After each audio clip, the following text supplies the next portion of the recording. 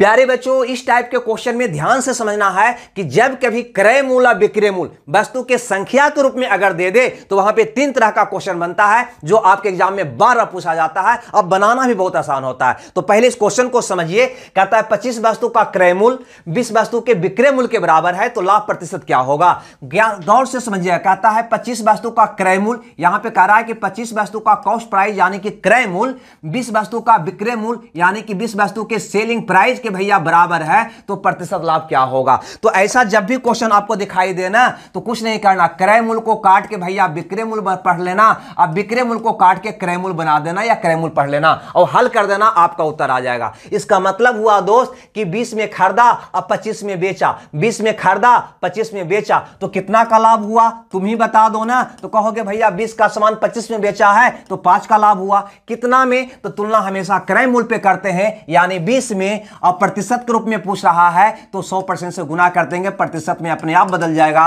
25% का भैया लाभ होगा जो आपका आंसर होगा जो ऑप्शन बी में दिखाई दे रहा है। क्लियर है? रुक जाइएगा, आगे और समझाएंगे हम अगला टाइप का क्वेश्चन भी। ये क्वेश्चन कहता है कि एक दुकानदार क्रिकेट के बल्लों को इस प्रकार बेचता है कि 35 बल्लों का विक्रय मूल्य यानी 35 बल्लों का विक्रय मूल्य 50 बल्लों के क्रय मूल्य के बराबर है यानी 50 बल्लों के सीपी के बराबर है तो उसका लाभ प्रतिशत बताओ। मैंने क्या बताया? कभी भी क्रय मूल्य और विक्रय मूल्य वस्तु के संख्या के रूप में दे दे तो भैया विक्रय मूल्य को काट के क्रय मूल्य बना देंगे या क्रय मूल्य को काट के विक्रय मूल्य बना देंगे और हल कर देंगे। यानी स्पष्ट है कि 35 में खरीदा और 50 में बेचा यानी 35 का सामान 50 में बेचा तो कितना का लाभ हुआ? तो कह दोगे भैया 15 का लाभ हुआ। कितना में? तो तुलना हमेशा क्रय मूल्य पर करते हैं यानी 35 में। हमें प्रतिशत के रूप में पूछा गया है तो ईटा खपरा तोता मैना किसी को भी प्रतिशत बदलना हो तो 100% से क्या कर देते हैं? गुना कर देते हैं।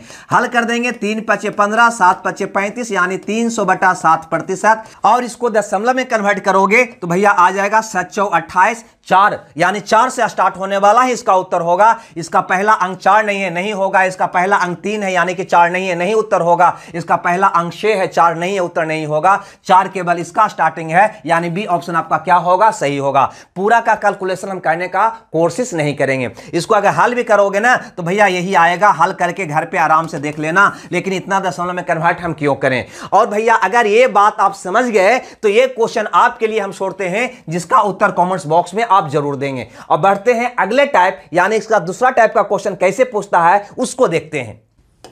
चलिए भैया ये दूसरे टाइप का क्वेश्चन है, इस पर हम विचार करते हैं। इसमें दिया हुआ क्या है गौर से समझिएगा। पहले वाला क्वेश्चन में था कि इतना वस्तु का क्रय मूल्य इतना वस्तु के विक्रय मूल्य के बराबर है, ऐसा क्वेश्चन था। यहां पे क्या है कि 12 घड़ियां बेचकर दुकानदार 2 घड़ी के विक्रय मूल्य के बराबर लाभ कमाता है। ठीक है भैया, तो लाभ कब होता है? जब विक्रय मूल्य ज्यादा होता है। हम कह सकते हैं भैया कि जब विक्रय मूल्य ज्यादा होता है यानी विक्रय मूल्य माइनस क्रय मूल्य बराबर क्या होता है? लाभ। इतना तो आप जानते ही होंगे।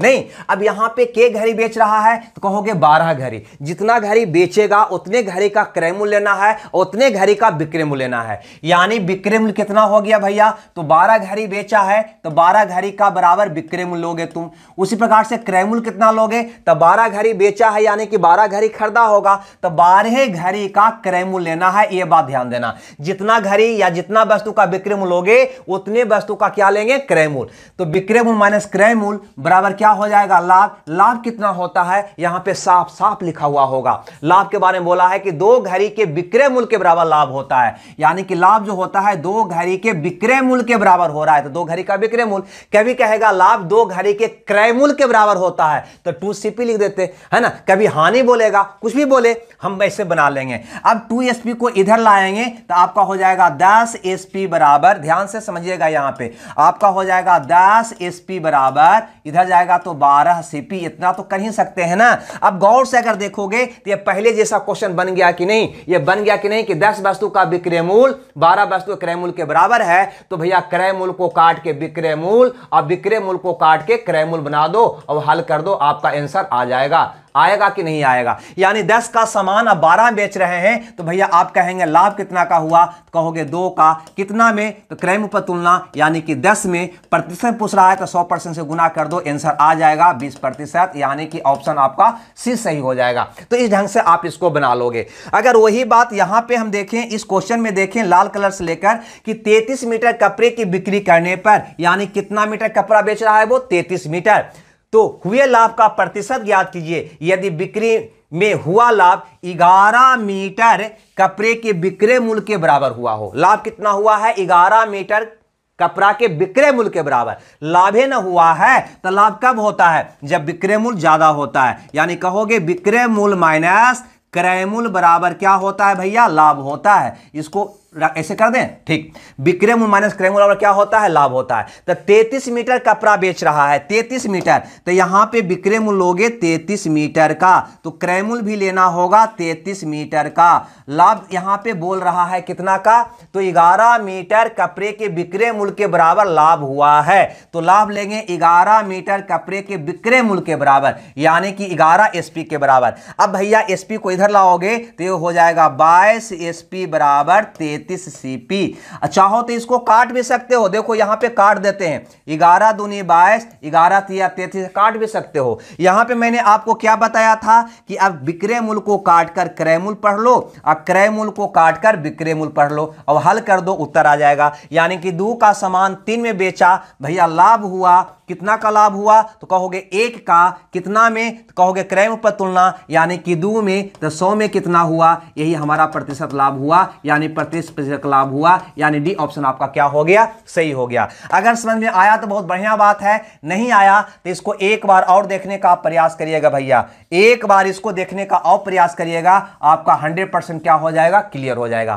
तो दूसरा टाइप का क्वेश्चन इस रूप में रहेगा, कहीं लाभ के स्थान पे हानि की बात करेगा, तो क्या लिखोगे, क्रय मूल्य माइनस विक्रय मूल्य बराबर हानि, उस अनुसार से बना लेना है।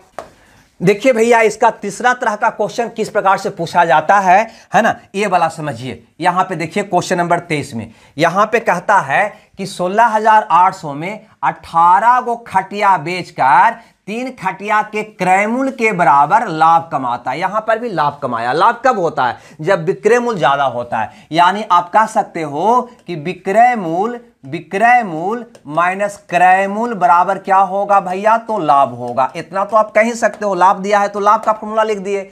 अब के गो खटिया बेच रहा है, तो कहोगे 18 खटिया बेच रहा है, तो 18 खटिया का विक्रय मूल्य माइनस 18 खटिया का क्रय मूल्य बराबर क्या हुआ, तो उसको लाभ हुआ। कितना लाभ हुआ, तो 3 खटिया के क्रय मूल्य के बराबर हुआ, तो 3 खटिया के क्रय मूल्य यानी कि 3 खटिया के सीपी है ना, लिख देंगे। अगर कहता है 3 खटिया के विक्रय मूल्य के बराबर, तो विक्रय मूल्य लिखते 3 एसपी लिखते, यहां पे 3 खटिया का क्रय मूल्य कहा है तो 3 सीपी लिखा। अब सीपी को इधर कर दो तो भैया हो जाएगा 18 एसपी बराबर हो जाएगा 21 सीपी।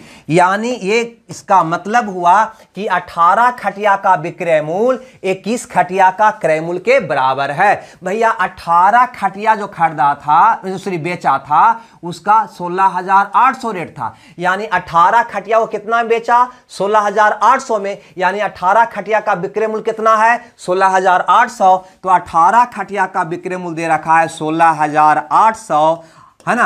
आपसे पूछता है एक खटिया का क्रय मूल्य क्या है, तो ऐसे आप नहीं कह सकते हो कि 18 खटिया का विक्रय मूल्य है 16,800 बराबर 21 खटिया का क्रय मूल्य, तो एक खटिया क्रय मूल्य कितना होगा, तो 16,800 भागा हो जाएगा 21, यानी 8 बार में कट जाएगा, यानी 800 रुपया होगा। यानी एक खटिया का क्रय मूल्य हो जाएगा 800 रुपया। सी ऑप्शन आपका सही होगा। अगर नहीं समझ में आया तो गौर से एक बार और इसको देखिए, और ये वाला क्वेश्चन यानी कि क्वेश्चन नंबर 24, यहां पे गौर से देखिएगा, ये वाला क्वेश्चन यानी कि क्वेश्चन नंबर 24, ये वाला यहीं पे लिखा गया है, समझ जाइएगा। इसको बनाने का आप खुद प्रयास करिए और इसका उत्तर कमेंट्स बॉक्स में दीजिए। अगर क्लास बढ़िया लग रहा है भैया तो लाइक शेयर करना भी मत भूलिए। हमें दीजिए विदा, मिलते हैं कल के क्लास में। जब तक खुश रहिए, मंगल रहिए। Okay, bye bye.